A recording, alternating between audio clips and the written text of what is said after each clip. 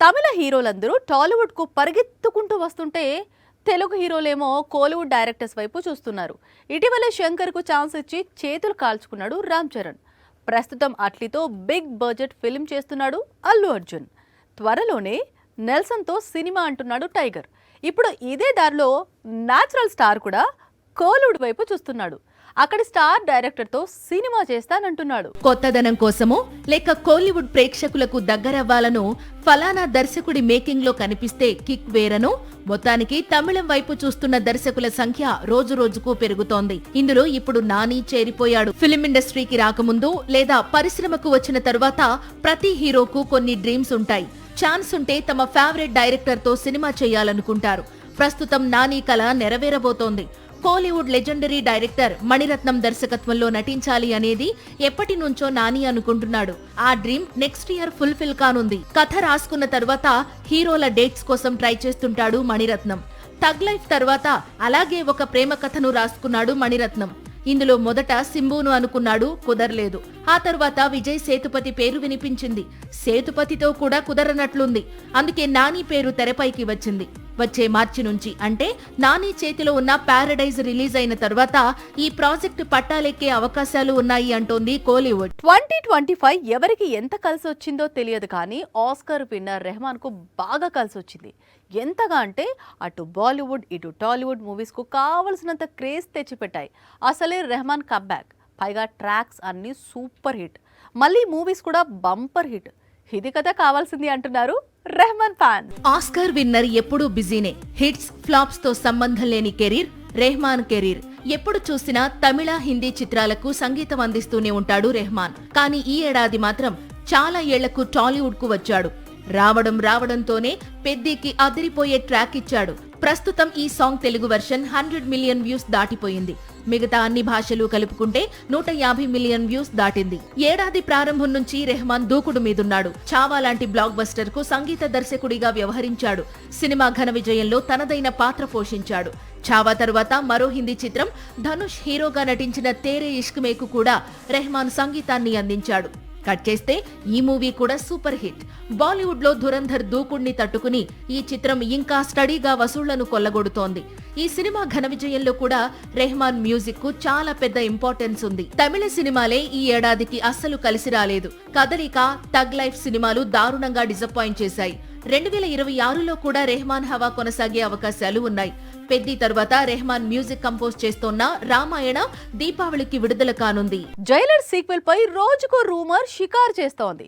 ఒకసారి ఈ సినిమాలో గెస్ట్ అపీరియన్స్ ఇవ్వబోతున్న స్టార్స్ లిస్ట్ కోసం, మరోసారి రిలీజ్ డేట్ కోసం, ఇంకోసారి క్లాష్ కోసం, ఇలా ఎప్పటికప్పుడు ఈ సినిమాపై రూమర్స్ వస్తూనే ఉన్నాయి.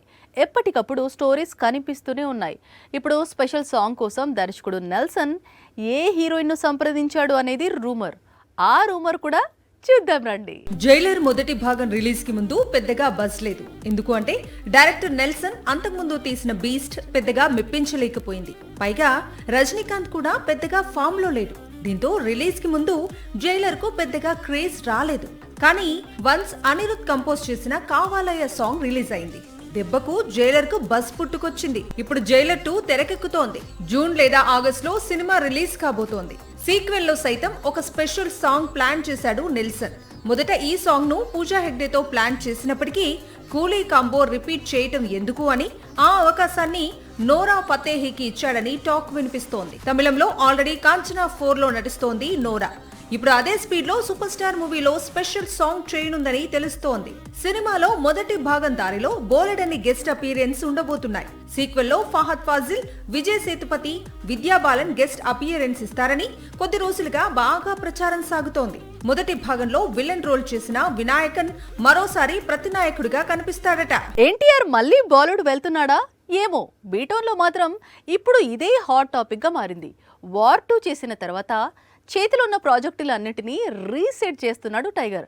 ఎంతగా అంటే ప్రశాంత్ నీల్ మూవీకి సంబంధించిన స్టోరీ కూడా మార్చేశాడని టాక్. ఇంత జాగ్రత్త పడుతున్నవాడు తనకు ఫ్లాప్ మూవీ ఇచ్చిన ఇండస్ట్రీకి తిరిగి వెళ్తాడా? 2025 మోస్ట్ అవైటెడ్ ప్రాజెక్ట్స్ లో వార్ 2 ఒకటి. అందుకు చాలా కారణాలు ఉన్నాయి.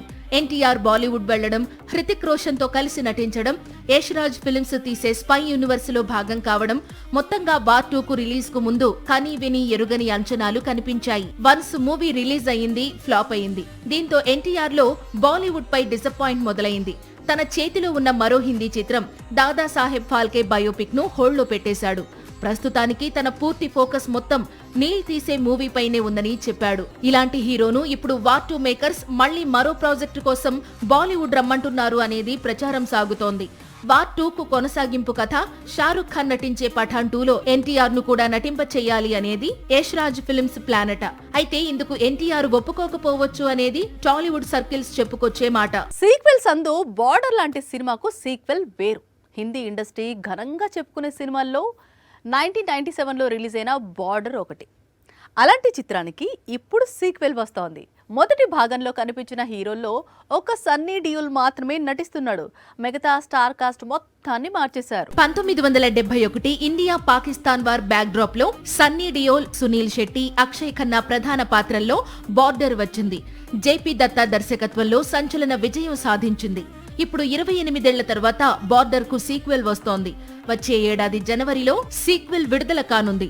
విజయ్ దివస్ పురస్కరించుకుని చిత్ర యూనిట్ టీజర్ రిలీజ్ చేసింది. గదర్ సీక్వెల్ తో సన్నీ డియోల్ బాలీవుడ్ కు గ్రాండ్ కంబ్యాక్ ఇవ్వడంతో బార్డర్ సీక్వెల్ కు లైన్ క్లియర్ అయ్యింది. చాలా ఏళ్లు కష్టపడి రెడీ చేసిన స్టోరీ ఇది. అనురాగ్ సింగ్ డైరెక్ట్ చేశాడు. సీక్వెల్ లో సన్నీ డియోల్ తో పాటు వరుణ్ ధావన్, దిల్జీత్ కీలక పాత్రల్లో కనిపించబోతున్నారు. మొదటి భాగంలో వినిపించిన super hit song సందేశే Aathe high ఈసారి రీమిక్స్ వెర్షన్ లో ఆడియన్స్ ను సర్ప్రైజ్ చేయనుంది. సాక్షి టీవీ ప్రసారాలను నిలిపివేయటం చట్టరీత్యా నేరం. సాక్షి టీవీ ప్రసారాల కోసం మీ స్థానిక కేబుల్ ఆపరేటర్ను వెంటనే సంప్రదించండి. DTH లో, ఇంటర్నెట్ లో కూడా సాక్షి టీవీ ప్రసారాలను వీక్షించవచ్చు.